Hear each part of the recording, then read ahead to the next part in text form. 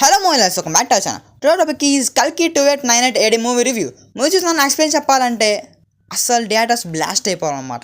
ఇంత యూనిక్ వేగా ప్రజెంట్ చేసిన నాగభూషణ్ గారికి జస్ట్ సెల్యూట్ అంతే. మూవీ అయితే అదిరిపోయింది అనమాట. Must watch in theatre.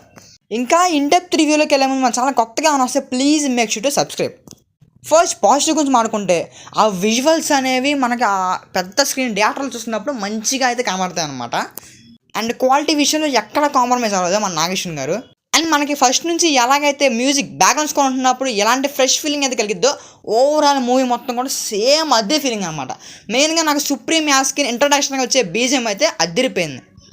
And అలాగే మెయిన్గా ఫైటింగ్ సీన్స్ దగ్గర, అంటే మన భైరవ అండ్ అశ్వత్థామకి జరిగే ఫైట్ సీక్వెన్స్ దగ్గర, క్లైమాక్స్ ఫైట్ దగ్గర చాలా యూనిక్ వేలో అయితే ప్రజెంట్ చేశారమ్మా. అసలు ఆ ఫైట్ చూస్తుంటే ఓరు బాబోయ్ ఎలా ప్రజెంట్ చేశారబ్బా, ఎంత మంచి మంచి ఫైట్లో అని చెప్పేసి అనిపించింది.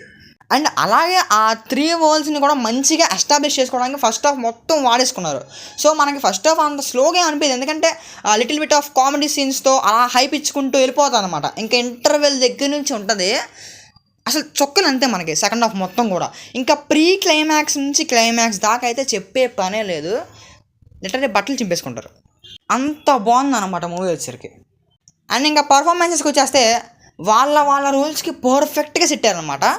ప్రభాస్ గారు కానీ, దీపికా గారు కానీ, అమితాబ్ బచ్చన్ గారు కానీ, కమల్ హాసన్ గారు కానీ పర్ఫెక్ట్గా సెట్ అయ్యారు. అండ్ అలాగే మనకి మూవీ రన్ టైం అనేది 3 hours ఉన్నాయి, అక్కడ కనీసం ఒక్క సెకండ్ కూడా బోర్ కొట్టదు అనమాట. అండ్ ఎడిటింగ్ వర్క్ అన్నీ కూడా బాగున్నాయి. మెయిన్గా అసలు క్లైమాక్స్ అబ్బా మూవీని పీక్స్కి తీసుకెళ్ళిపోయింది. ఇవన్నీ పాజిటివ్స్ అనమాట. ఇంకా మన నెగిటివ్స్ గురించి మాట్లాడుకుంటే a little bit disappoint about songs అనమాట. ఆ పాడిన వాళ్ళు కానీ, ఆ సాంగ్స్ కానీ, లిరిక్స్ కానీ అంతేం ఇంపాక్టబుల్గా అయితే లేవు. అదొక్కటే కొంచెం మేజర్ నెగిటివ్ అనిపించింది. పాటలు కూడా బాగుంటే మూవీ అనేది అసలు బజ్ క్రియేట్ అయిపోయి బాగా వెళ్ళిపోయేది. ప్రమోషన్స్ కూడా కొంచెం రీచ్ వైజ్గా తెచ్చిపెట్టామన్నమాట పాటలు అనేవి. సో అదొక్కటే మైనస్ పాయింట్ అనమాట. ఇంకా నా రేటింగ్ వచ్చరికి 4.75 స్టార్ అవుట్ ఆఫ్ 5 స్టార్. మరి ఇప్పుడు ఈ మూవీ థియేటర్కి వెళ్ళాలా వద్దా అంటే నాకు చెప్పే కదా, పక్కా మస్ట్ వాచ్ ఇన్ థియేటర్ అనమాట. హ్యాపీగా మీ ఫ్యామిలీతో థియేటర్కి వెళ్ళి వాచ్ చేయండి. అండ్ అలాగే మన వీడియో కనుక నచ్చినట్టయితే లైక్ చేయండి, షేర్ చేయండి, మన ఛానల్ని సబ్స్క్రైబ్ చేయడం మర్చిపోకండి.